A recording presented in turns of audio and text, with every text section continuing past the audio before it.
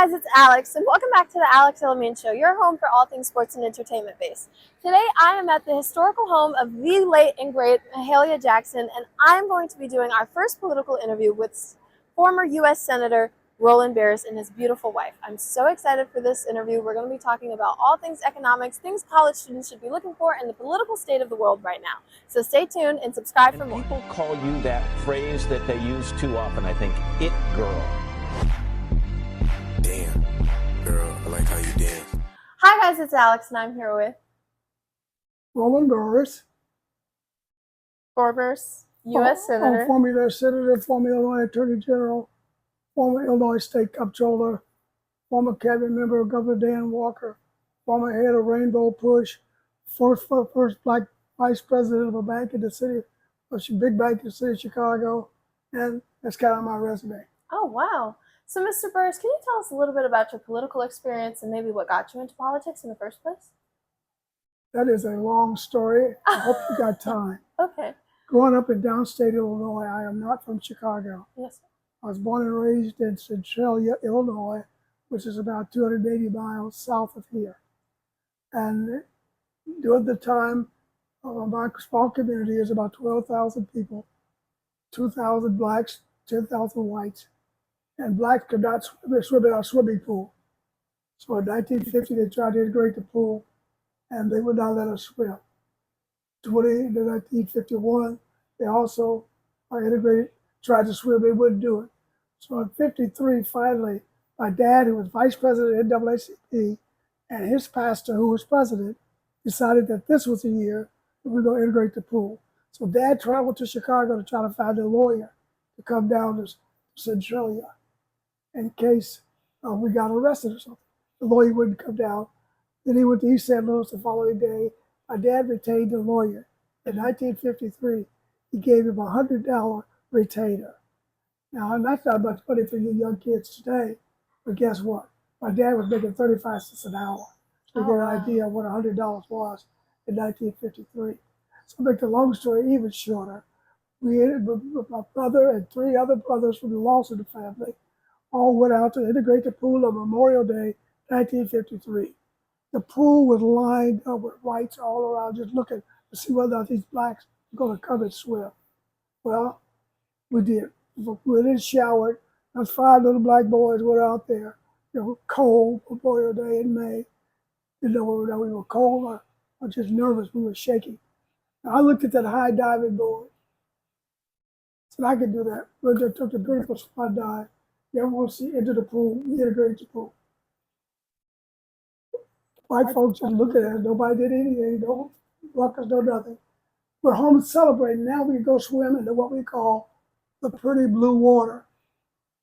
Guess what we found out? What? The water wasn't blue. The bottom of the pool was painted blue.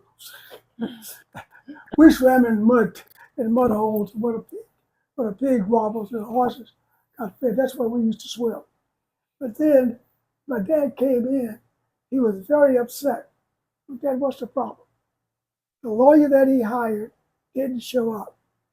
At 15 years old, this is what my dad said. If we as a race of people are going to get anywhere in this society, we got to have lawyers and elected officials who are responsible and responsive. He never told me to be a lawyer. He never told me to be an elected official. From that incident, I said I'm going to be a lawyer, which I did in 1963, finished Howard Law School. I'm going to be a statewide elected official in the state of Illinois because I didn't even know any elected officials at 15 years old.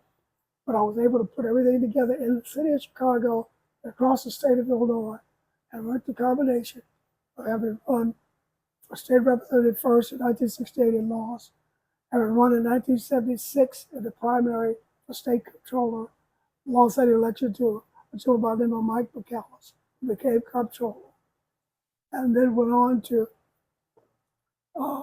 then support Mike, and Mike got elected state controller.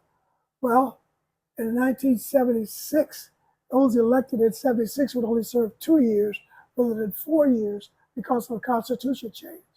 So therefore, in 1977, Mike McAllis, who was in comptroller, said he is going to run for governor, which means that the comptroller's office is going to be vacant again. So then in 1978, actually 1977, I put together a campaign because I was National Executive Director and Chief Operation Officer for Rainbow Push. In December of 1977, I left Bush, started my campaign. March 1978, I was nominated by the Democratic Party, being another downstate Democrat for the nomination. And then in November of 1978, I was elected statewide. That was the culmination of the elected official. Been a lawyer, now a statewide elected official. Oh, wow. Well, congratulations. So, what was your experience like as a U.S. Senator, especially in a time where there were few Black U.S. Senators? Well, at the time, I was the only one there. Out of 100 senators, I was number one. I was 1% of the United States Senate. And it was a great experience. By the way, when I finished Howard Law School in 1963, I was married. I packed my wife and all our little belongings up in our car, and we sat in the car. Before I drove off, I said this. I said, honey, I got to get out of D.C. because there's just too much government here. The only way I would come back to D.C. would be under two conditions. Okay. One, as Vice President of the United States. Oh. Two, as a United States Senator. Why did I say Vice President of the United States? Never in my wildest dream did I perceive that a Black man would ever be elected President of the United States. When a Black man was elected President of the United States, and the governor of the state of Illinois appointed me for the other 2 years of his term, making me the 6th Black United States Senator and the first Black United States Senator appointed by a governor in America. So those are kind of the historical experiences. Oh, wow. So, the U.S. political climate now, what is your advice to younger people like me who are 18 and able to vote for the first time and dealing with all kind of tariffs and economical problems? Please vote. Whatever you do, please vote. Okay. And your colleagues, you got to give them a vote. I'm sorry, go ahead. No, so that's your advice, to vote. You got, I have an 18-year-old, I mean a 20-year-old grandson, and a boy's going to be 18 in February. As soon as they get 18, they get registered, and they vote absentee. They voted the same thing after my two children. When they were 18, my daughter's older, she voted. Son got 18, and they've been voting ever since. We only have about 15 to 20% of our 18 to 29-year-olds voting. You all do not go to the polls. If you did, you could make a major difference in the electoral process. So, I remember you mentioned you went to Howard. Yes. Really amazing school. Congratulations. My son went to Howard undergrad. Oh, My grandson now is a junior at Howard. So we got 3 generations. I did Howard Law. I did Southern Illinois University at Carbondale, 4 years of political science, and got my graduated with my bachelor's degree. And I did an exchange student to the University of Hamburg in Germany for my master's degree in international law in the German language. oh wow. So, That's very impressive. well, I have had a few things I've been able to struggle with and handle and overcome. Oh, that's amazing. So, what advice would you give to college students? Like, I know I'm heading to the University of Colorado Boulder in the fall, and I'm thank you, and I'm very worried about the economy and how expensive things are and tariffs and especially the political state of the world. What advice would you give to college students like me? Well, one thing I would say to someone who was young and now trying to overcome this is a passing situation, but it's dangerous. This man is trying to do something that they couldn't do in a civil war. He's using all type of unheard of tactics to just keep constant confusion, not throughout America, but throughout the world. And his tariff thing is the biggest farce you ever heard of. The tariff is no magic bullet. As he's trying to, we're going to tariff people, we're going to pay those taxes. So as the young people got to realize that, number one, the only way you can change and keep this country a democracy is for them to participate. As I said a few moments ago, young people, only about 20% of you all, 15 to 20%, actually ever vote on election day. But one time we got a big turnout of 18 to 29-year-olds, with at least 30% of them, I think, or 28% of them voted. So what you all have to do, number one, is recognize that you are the future. You will be calling the shots 20, 30 years from now. And then you will be raising children that you want to also enjoy what you have been able to experience in the thing called a democracy. Democracy is the worst process of government designed by man, but guess what? Man hasn't been able to design anything better. So that's where we must try to use this democratic process was to have freedom of speech, freedom of religion, freedom of assembly, in order to express our opinions and not get put in jail for saying that Trump is a big windbag. Right. Trump is a big crook. Trump been indicted for convicted of 36 counts, and they said that been in jail, hadn't paid a penny in fines, and he thinks himself as above the law. That is not America. That is un-American. And therefore, you young people are going to have to be involved so that you will not let this process happen in terms of totality, where we find ourselves in a dictatorship. Looking straight at Russia, looking straight at Hungary, looking straight at Iran, looking straight at some dictatorial governmental leadership over our personal living abilities. And I have one last question for you. Sure. What advice would you give President Trump now, especially about the economy and some of his policies? President Trump is just unfit. He should not be president of this country. So you wouldn't give him any advice? I give advice to resign. Okay, advice to leave the office. You're the biggest embarrassment. You're the dumbest president and the most ignorant. But for all that, he's doing vindictive, he ain't doing no policies. He's doing vindictive stuff with the power created with that office. Knocked down every guardrail that the founders tried to set up to protect the democracy. He's knocking them down. That's why he is not fit to be president of this country, and he should resign. And God knows if we get control of the House and we get 37 votes in the Senate, I would say impeach him. But he should be put out of office and put in jail. That's where he belongs. Oh, that's where he belongs? Yes, in jail. He's a crook. Okay. Unadulterated bankruptcy from his companies, yes. Unsuccessful, couldn't get into college and be addicted over the university system because of how they supposedly didn't admit him to some of these colleges. I mean, it's just un-American for him to be in that position of power with that attitude and experience that he's putting together to try to pay back everybody for something they did to him. Right. It's unbelievable, un-American, and we should not tolerate it. We should not tolerate it. Thank you, Mr. Burris. My pleasure. Thank you. Okay. Hi, everyone. It's Alex, and I'm joined here with... Yes, I'm Dr. Berlean Burris, and I'm married to former Senator Roland W. Burris. Wow, so being a politician's wife must be fun and fascinating, but also challenging at times. What's it like to be married to a politician? Very challenging, very challenging. You have to really give up a lot of the things that you would normally like to do in order to make sure that he fits well into what he's doing.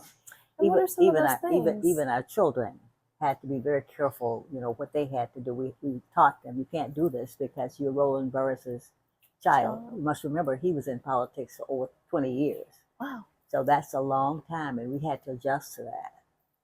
Wow. And so what are those things that you wanted to do that maybe you could not do because you were married to a politician? Well, speaking out, just like you're talking to me now, and you're asking me questions. So to speak out on certain things, then it would be all over the newspapers, what I said, as opposed to what someone else would say.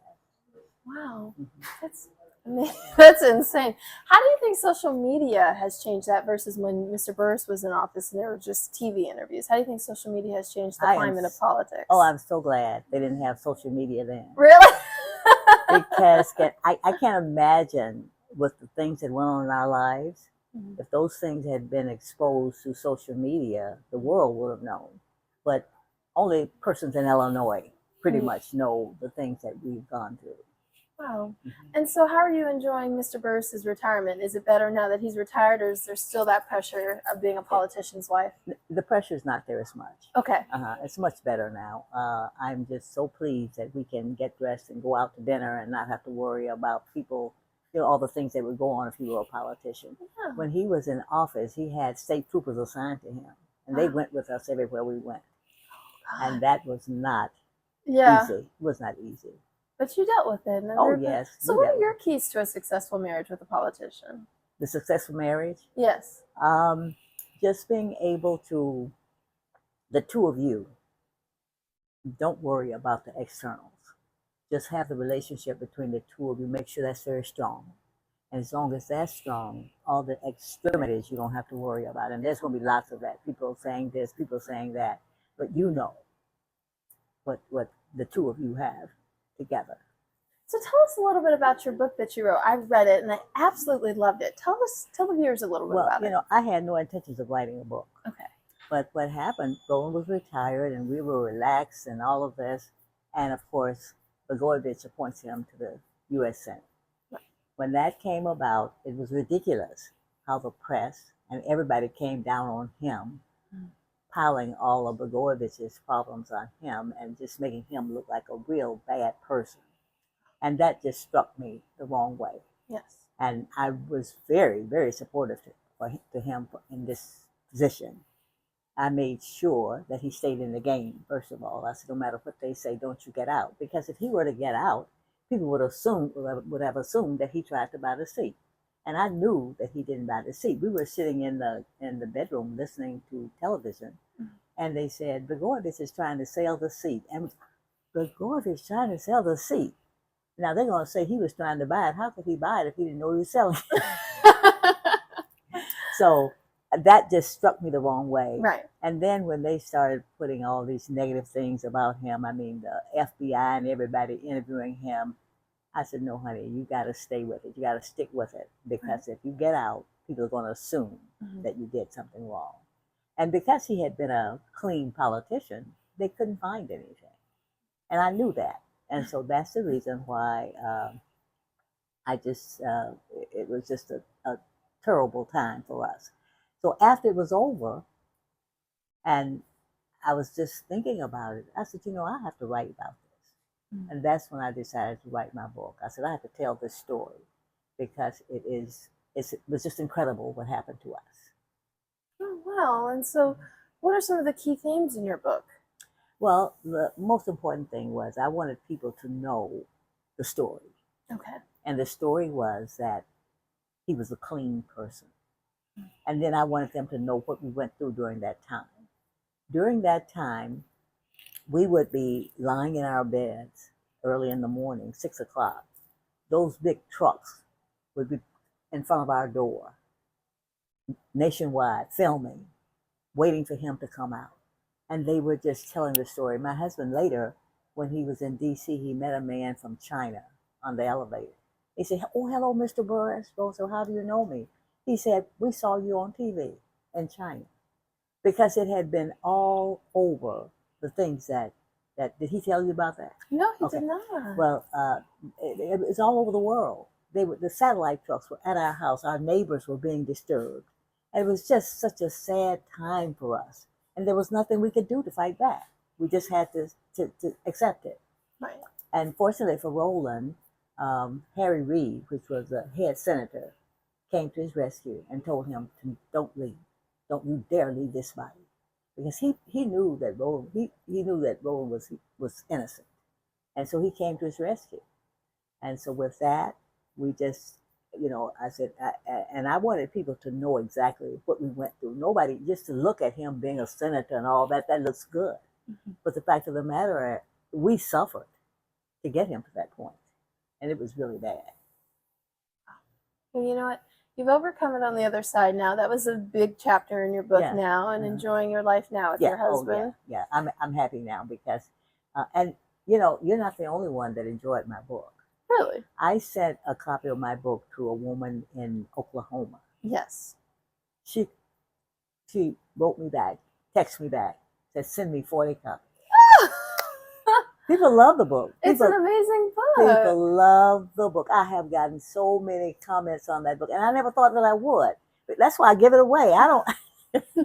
I didn't write it to make money. I just wrote to tell my story. To reclaim your narrative. Right. And I give it, and people just, they write me, they call me, and it is just unbelievable the impact that that book has made.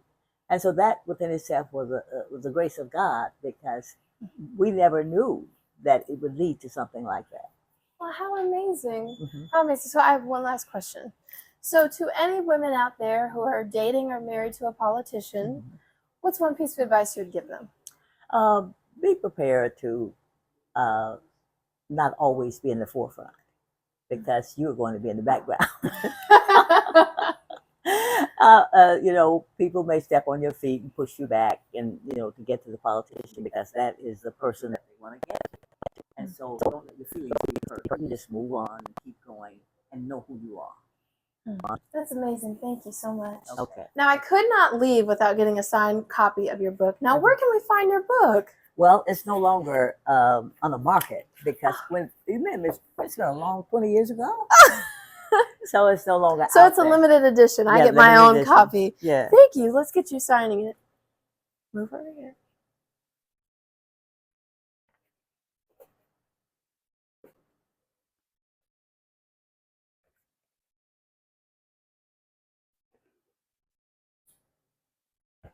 There you go. Thank you. And Mr. Burris, do you mind signing this?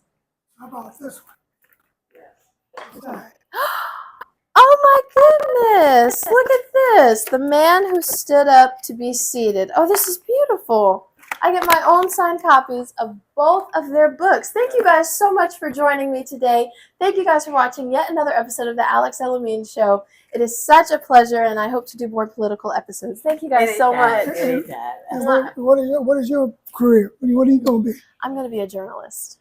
Your book, but I cannot wait to read this. That one will be as fast as you. Oh, it will be as good. All right, did you get the photos?